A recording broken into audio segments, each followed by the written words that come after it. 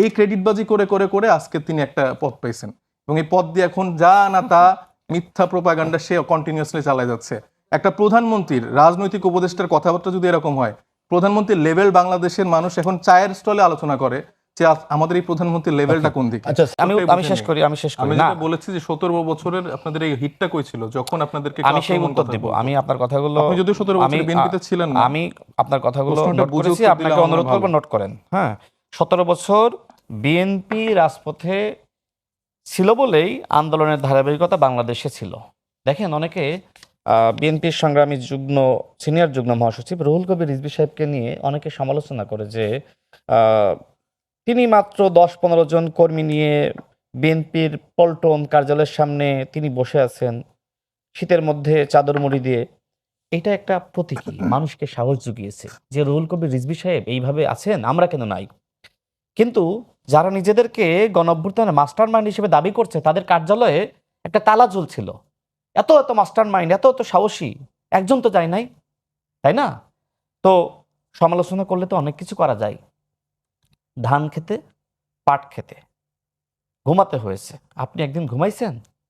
কারণ আপনি প্রতিবাদটা করেন নাই। আপনি ঘরে বসে খাইছেন, গার্লফ্রেন্ডে ঘুরছেন, আনন্দ করছেন, ফুর্তি করছেন। আর ছাত্রদল যুবদলের ছেলেরা, তারা কেউ গুম হয়েছে, খুন হয়েছে, নখ তুলে নিয়েছে। এই যে আপনার আমাদের রাকিব সাহেব গণঅভ্যুত্থানের সময় দেখেন নাই তার হাতে কিভাবে পুড়ে গেছে। সম্ভবত তিনি ওইখান থেকে সম্ভবত আমি এটা জানি না, বাট আপনি দেখেছেন যে পোড়া দাগ কি পরিমাণ তিনি আঘাতপ্রাপ্ত হয়েছেন, তাই না?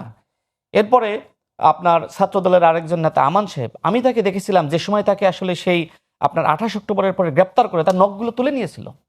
আমি নিজে সেই কাঁচা নখে হাত দিয়েছিলাম জামিনের পরে। তো অসংখ্য মানুষ সেই ইলিয়াস আলী সাহেবকে গুম করেছে, কত মানুষকে গুম করেছে, আয়না ঘরে রেখেছে, তাই না? জুলাই গণঅভ্যুত্থানের সময় আপনাকে খেয়াল রাখতে হবে, আবু সাইদ রংপুরে যেমনিভাবে শহীদ হয়েছে, চট্টগ্রামের ছাত্রদলের নেতা শহীদ হয়েছে ওয়াসিম। আপনার কতজন শহীদ হয়েছে এই সংখ্যাটা আমি বলতাম না, কতজন শহীদ হয়েছে। আপনি যেভাবে আজকে হুমকি দিতেছেন, ধামকি দিতেছেন, আজকে জুলাই গণঅভ্যুত্থানের ইতিহাসগুলো বিশ্লেষণ করেন, প্রত্যেকটা ইতিহাসে আপনি ছাত্রদল, যুবদল, বিএনপির নাম খুঁজে পাবেন। গণ অধিকার পরিষদ, ছাত্র অধিকার পরিষদ, যারা বিএনপির সাথে যুগপৎ আন্দোলনে, তারাই তো সংস্কারের দফাগুলো আগে দিয়েছে। আমাকে শেষ করতে দেন প্লিজ, তার কথাগুলো আমি উত্তর দিই, তারপর আপনি প্রশ্ন করেন। না, আমার সিকোয়েন্স নষ্ট হবে, আমার সিকোয়েন্স নষ্ট হবে, আমার কথা শেষ করি, আমার সিকোয়েন্স নষ্ট হবে। আমি শেষ করার পরে আপনি দয়া করে প্রশ্ন করব। হ্যাঁ, আমি সিকোয়েন্সটা শেষ করি না, আমার সিকোয়েন্স নষ্ট হবে। আমার কথা হলো, কাউকে কটাক্ষ করতে নেই। গণ অভ্যুত্থানে আপনারও ভূমিকা আছে, আমারও আছে, তাই না? সবাই তো গণ অভ্যুত্থানের শক্তি। আপনি যে সময় শুরুটা করলেন যে এক ফেসিবাদকে হটিয়ে আর এক ফেসিবাদকে ক্ষমতায় আনবো না, বিএনপির সাথে আপনি 1 থেকে 6 সরকারে ছিলেন না, তখন বিএনপি চাঁদাবাদ ছিল না, বিএনপি ফেসিবাদ ছিল না, ভাগ পাইছিলেন, এই জন্য চুপ ছিলেন, তাই তো? এরপরে আপনি একদম গণ অভ্যুত্থানের সময় পর্যন্ত বিএনপির সাথে আপনি আন্দোলনটা করেন নাই, করছেন তো নাকি? এমনকি আপনি নিজে 12 দলীয় জোটের ইফতার প্রোগ্রামে জামাতের আমির বলেছিল যে সুদূর লন্ডনে বসে জনাব তারেক রহমান আমাদের এই যুগপৎ আন্দোলনের নেতৃত্ব দিচ্ছেন। বলছিলেন না? বলছিলেন তো যে আমাদের নেতা, বলছিলেন না? শুনছেন তো ভিডিও আপনি। তো আপনি হঠাৎ করে কি হলো, গণ অভ্যুত্থানের পরে বিএনপি আপনার চোখে খারাপ হয়ে গেল। আর আওয়ামী লীগ কি এমন ভালো আপনার সাথে করলো, আপনি আওয়ামী লীগকে সাধারণ ক্ষমা ঘোষণা করলেন? তো এগুলো তো নির্মম সত্য, তাই না? আচ্ছা, তিনি আজকে যে কথাগুলো বলছেন আমাকে নিয়ে, যে আপনি ওই সময় বিএনপিকে কতটা ধারণ করেছেন, এখন কেন এতটা ধারণ করছেন? আমি বিএনপি করি, ধারণ করব। আপনি যেভাবে এনসিপি করেন, এনসিপিকে ধারণ করেন, তাই না? আপনি তো আপনার পরিবার যে দল করে সেই দলে আপনি যান নাই। সুতরাং আপনি যে দল করতেছেন, ধারণ করতেছেন, আমি যে দল করতেছি আমাকেও ধারণ করতে হচ্ছে। আর জামাতের আমির নিজেই তো জাসদ ছাত্রলীগের নেতা ছিল। জাসদ ছাত্রলীগের নেতা যদি জামাতের আমির হইতে পারে, যেখানে গণ অধিকার পরিষদ বিএনপির সাথে যুগপৎ আন্দোলন ছিল, সেখানে রাশেদ খান কেন বিএনপি করতে পারবে না? নুরুল হক, নূর হাসান আল মামুন সহ তাদের শীর্ষ নেতৃবৃন্দের সাথে আলোচনার ভিত্তিতে আমি বিএনপিতে যোগদান করেছি। আমি তো কোনো অপরাধ করি নাই। কিন্তু আপনাদের সাথে যে সকল নেতারা গণ অধিকার পরিষদ, ছাত্র অধিকার পরিষদ একসময় করতো, শুধুমাত্র লোভের কারণে যে আপনাদের সাথে গেলে থানা থেকে চাঁদাবাজদেরকে সারিয়ে আনা যাবে, কমিশন পাওয়া যাবে, বন্দরের উপদেষ্টা হওয়া যাবে, বিভিন্ন মিনিস্ট্রির ছাত্র উপদেষ্টা হওয়া যাবে, তাই না? ওই যে এপিএস এর কেলেঙ্কারি করা যাবে, মালপানি কামানো যাবে, তাই না? তো এই ধান্দার জন্য তো আপনাদের সাথে গিয়েছিল। কি নতুন বন্দোবস্ত? আপনি সাহেব মুস্তাফিজ নিজেই জামাতের একজন, শেষ করতে হবে এটা, আপনি সাহেব মুস্তাফিজ নিজে জামাতের একজন কট্টর সমালোচক। এই লাইনটা এক মিনিট শেষ করুন, এইটা তো শেষ করতে হবে। এক মিনিট টাইম দেন, ওই সময় আমি কিন্তু সময় পাচ্ছি আপনি না। সাহেব আমি মুস্তাফিজ প্রথমে অনেক নিজে সময় বললাম। জামাতের একজন কট্টর সমালোচক ছিলেন, কিন্তু পরবর্তীতে জামাতের কাছ থেকে আসন ভাগ পেয়ে আপনি তো জামাতের হয়ে ইলেকশন করেছেন। এইটাই কি নতুন বন্দোবস্ত? জামাত যেখানে সারা বাংলাদেশে বন্দোবস্তের রাজনীতি করে, আর আপনাদের রাজনীতি ছিল নতুন বন্দোবস্ত। জামাতের সাথে গেলে নাকি আপনাদের পাপ হবে, জামাতের নেতৃত্বকে মানুষ গ্রহণ করবে না। কি এমন হলো, কি জাদু করলো যে আপনারা জামাতের নেতৃত্ব গ্রহণ করবেন? ভাই আচ্ছা আমি বলি,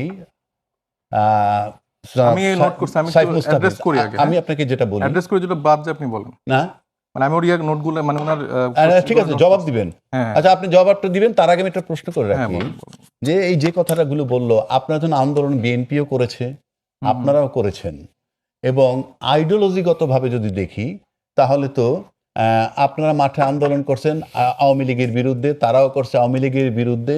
সেই হিসেবে আপনাদের ভিতরে যে বন্ধুত্বটা হওয়ার কথা ছিল, অর্থাৎ বিএনপি এবং এনসিপির সাথে যে বন্ধুত্বটা হওয়ার কথা ছিল, সেই বন্ধুত্বটা আমরা দেখতে পাচ্ছি না কেন? এখন আপনি এর উত্তর দিবেন, তার সাথে রাশেদের বক্তব্য যদি কিছু বলার থাকে বলেন। কারণ হচ্ছে ওই যে জুলাইয়ের যে আকাঙ্ক্ষা, যে পরিবর্তনগুলা ফ্যাসিবাদ কাঠামোর জন্য দরকার ছিল, সেটা আমরা সে জায়গাটা স্টিক আছি, তারা নাই। তারা ওই আগের সিস্টেমটাই ফিরে আনতে চায়, ওইটার মধ্যেই পাওয়ারটা এনজয় করতে চায়, স্ট্রাকচারটা এনজয় করতে চায়। এটা হচ্ছে মূল দূরত্বর জায়গাটা। দেখেন, আমার সমালোচক রাশেদ খান, উনি হচ্ছেন মানে উনি প্রধানমন্ত্রীর রাজনৈতিক উপদেষ্টা হিসেবে ওনার আইকিউ লেভেলটা আসলে কতটুকু আসলে এটা আসলে জনগণ বিবেচনা করবেন। কারণ আমার প্রথমার্ধে আমি আসলে কি কথা বলেছি, কি প্রশ্নের জায়গাটা রেখেছি, উনি কি বুঝেছেন আমি আসলে বুঝলাম না। এখানে কিন্তু আমি একবারও বলিনি যে 17 বছর ধরে বিএনপির কোনো ত্যাগ তিতিক্ষা রাজনৈতিক কোনো জায়গা নেই, এটা কিন্তু আমি বলিনি। আমি বলেছিলাম সেটা যেটা প্রেক্ষিতে রাজনৈতিক ভাষা, নাসরুদ্দিন আপনি আমাকে প্রশ্ন করেছেন যে নাসরুদ্দিনদের পাটোয়ারি ভাষা বা এটার জন্য আসলে এই যে এখন যে হামলা মামলা হচ্ছে বা এই যে আমাদের আলিফের চোখ উঠে গেল, এটা কি ঠিক হচ্ছে কিনা। ওনাদের যুক্তি এটা যে এই রাজনৈতিক বক্তব্যের কারণে। আমার কথাটা এটাই ছিল যে আপনারা এখনই রাজনৈতিক সমালোচনাগুলো নিতে পারছেন না, আপনারা শরীরের গরম দেখিয়ে প্রতিপক্ষকে হামলা করছেন, ভিন্ন মতকে দমন করছেন।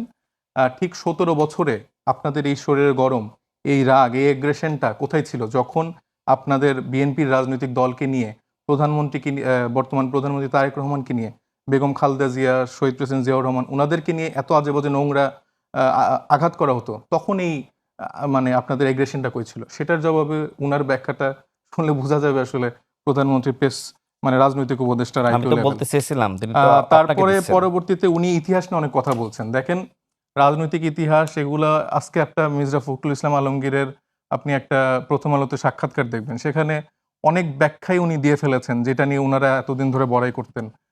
প্রথমেই মানে শুরুতেই প্রথম অর্ধেই দেখা গেছে যে রাজনৈতিক দলগুলোর মধ্যে যে ওই যে সেনাপ্রধানের বাসায় যে যাওয়া, সেনা দপ্তরে যে যাওয়া, সেটা মির্জা ফখরুল ইসলাম আলমগীর কিন্তু তখন চলে গিয়েছিলেন। একটা পাওয়ার নেগোসিয়েশনের জায়গায় কিন্তু ছাত্রদেরকেও ডাকা হয়েছিল। এখানে উনি স্টেটমেন্ট দিয়েছিলেন, উনি প্রথম আলোতে আজকে স্টেটমেন্টও দিয়েছেন যে ছাত্ররা সেখানে আসেনি। ছাত্ররা এই পাওয়ারের অংশীদার ভাগাভাগি করছেন। ছাত্ররা জাতীয় সরকার গঠনের কথা বলেছিল, কিন্তু বিএনপি সেখানেও না করে দিয়ে এসেছিল যে জাতীয় সরকার গঠন করা হবে না, এবং ইন্টিম গভর্নমেন্টের ফরম্যাট, কারা কারা থাকবে, সেখানে কারা কারা কি হবে, সেটার একটা জাতীয় দলিল উনি আজকে তার এই যে সাক্ষাৎকার সেখানে উনি দিয়ে ফেলেছেন। তো এই জায়গা থেকে এতদিন তারা দাবি করতো যে ছাত্ররা সব লোক বসাইছে, ইন্টিম গভর্নমেন্ট বসাইছে, কেন জাতীয় সরকার করলো না, কেন চুপ্পুর কাছে শপথ নিল, এই সব কিছুর কেনর উত্তর বিএনপি যে ডে ওয়ান থেকে বাংলাদেশের মানুষের সাথে প্রতারণা করছে, এটা আজকে মির্জা ফখরুল ইসলাম আলমগীরের সাক্ষাৎকারের উত্তরে পেয়ে যাবেন। এবং অভ্যুত্থানে কার কি অবদান, এইগুলা নিয়ে যদি এখন রাশেদ খান্না আলাপ আলোচনা করতে যায়, তাহলে আমরা অনেক পুরানো আলোচনা করতে পারি। এই 18-19-এর যেসব কোটা সংস্কার, তারপরে আমাদের যেই রোড সেফটির যে মুভমেন্ট, এগুলোতে তাদের ভূমিকা কিন্তু অনেক প্রশ্নবিদ্ধ। অনেক অভিযোগ আছে টাকা খেয়ে হচ্ছে যে তারা আমাদের সাথে বিট্রে করছে, তাদের সাথে আমরা অনেকে ছিলাম না কেন, এরকম অনেকগুলো এলিগেশন ছিল।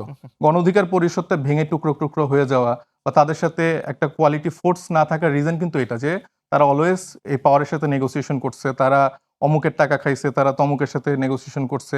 এবং এই যে জুলাই গণঅভ্যুত্থানে রাশেদ খান তার একটা কোনো ডকুমেন্ট দেখাক যে সে আছে এখানে, তার দলের যে প্রধান ছিলেন নুরুল হক নূর, তিনি নিজে হচ্ছে স্টেটমেন্ট দিছেন যে এই রাশেদ হচ্ছে যে এখানে জুলাই গণঅভ্যুত্থানে কোথাও ছিলেন না। তারপর তাদের আরেকজন, তাদের ছাত্র অধিকার পরিষদের আরেকজন ছিলেন জাবের মাহমুদ, উনি বলেছেন যে তার সাথে মানে নুরুল হক নূর গ্রেফতার হওয়ার পরে তার সাথে কোনো রকম যোগাযোগ করা যেত না। 22 তারিখের পরে বহুবার কল করেও তাকে পাওয়া যায়নি। তো এই অভিযোগগুলো জাবের মাহমুদ কে? জাবের মাহমুদ কে? তাদের আপনাদের ছাত্র অধিকার পরিষদের নেতা। আমি তো তো- আমি তো বিএনপির সাথে আছি। তো সেটা তো ছাত্র আপনি অধিকার বলতে জাবের আপনি মাহমুদ কে? আপনি আমি কি তো চিনি না। আপনি তাইলে বলেন আপনি সে হয়তো কে? বা অভ্যুত্থানের সময় বিএনপির গুপ্ত হিসেবে মানে হ্যাঁ, আমি গণ অধিকারে ছিলেন। বিএনপির গুপ্ত হিসেবে ছিলাম। তো আপনি বলেন জাবের মাহমুদ কে? আপনাদের কিন্তু হঠাৎ একটা জাতীয় আপনাদের নেতার নাম সামনে আপনার আনলেন। যেই দলে গুপ্ত হিসেবে ছিলেন সেই দলের ছাত্র সংগঠনের ছাত্র। তো এই যে রাশেদদের কথা বলতে গেলে শেষ করা যাবে না, বুঝছেন? তো এইগুলা তার ইতিহাস সে ভুলে যায়। সে এখন নিজেকে আপাদমস্তক ডে-ওয়ানের বিএনপি এই মনে ছবিটা করছে। কয় তারিখের? এই ছবিটা কয় তারিখের? ডে-ওয়ানের বিএনপি মনে 3 করছে। আগস্ট আমি কোথায় ছিলাম? আসিফ মাহমুদকে জিজ্ঞেস 3 করুন। আগস্ট আপনি নামবেনই। 3 এই যে- আগস্ট এই যে- 3 তারিখে তো 3 সবাই আগস্ট মানে কি? নামছে। আপনার যে শোনেন, 3 তারিখে আপনি সবাই আসিফ নামছে। মাহমুদকে জিজ্ঞেস করবেন যে প্রথম এক দফা ঘোষণা দেওয়ার জন্য আসিফ মাহমুদকে আমি প্রস্তাব দিয়েছি। হ্যাঁ, আপনি আপনার জাতিসংঘের সাথে যে সম্পর্ক আচ্ছা, তৈরি হয় নাইট আপনার ইসলামকে সময় আমি পাঠিয়েছিলাম। আপনি আমাকে একটু আগে আপনি শিষ্টাচার শিখালেন। আমার অবদান সম্পর্কে রাশেদ, জানতে গেলে আপনি বললে আপনি আমাকে পাগল হয়ে শোনেন, যাবেন। আসবো রাশেদ, আপনি আপনার কাছে আমাকে আপনি শিষ্টাচার নাইটকে জিজ্ঞেস করবেন। আপনি আমাকে শিষ্টাচার আমার শিখালেন অবদান যে কি? আপনার সময় কথা না বলতে। আপনি কেন কথা বলছেন তাহলে? না ঠিক আছে, আমি আপনার মতো তো ন্যূনতম শিষ্টাচার নেই। আপনি বলেন। আপনি আমার সময় কেন কথা বলেন তাহলে বলেন? আপনিও তো বলেছিলেন। না না না, আপনি তো থামাই না, বলছিলেন- আমি কথা বলিনি। আপনি থামাই দিয়েছেন, আমি থেমে আপনি এই গেছি। যে এটা কিন্তু ভাই এটা আপনি খুবই থামাই দিয়েছেন, unfortunate। আমিও আমার থেমে গেছি। উনি ঠিক কিন্তু আছে, বারবার রাশেদ, বলে যে আপনার আমার কাছে কথার ফ্লো নষ্ট হয়ে যায়। তো উনি প্র্যাকটিক্যালি সে আপনি বলেছিলেন, করে। আমিও থেমে গেছি। থেমে গেছি না? এবার বলেন, শোনেন, continue যেটা করেন। বলছি যে উনি যেগুলো দাবি করছে আসিফকে, হ্যাঁ আসলেই এক দফার ঘোষকই রাশেদ খান, বুঝছেন? রাশেদ খানই নাহিদ ইসলামকে বলছে। বিভিন্ন সময় উনি বলে না, এই যে এরকম একটা বডি ল্যাঙ্গুয়েজ করতো কে, ওই যে গোলাম রব্বানী নুরুল হক নূরকে বলতো এই তুমি তো আমার ছোট ভাই, এটা উনি এই রাশেদ খানও বারবার বলে এই আসিফ আমার কর্মী ছিল, অমুক আমার কর্মী ছিল।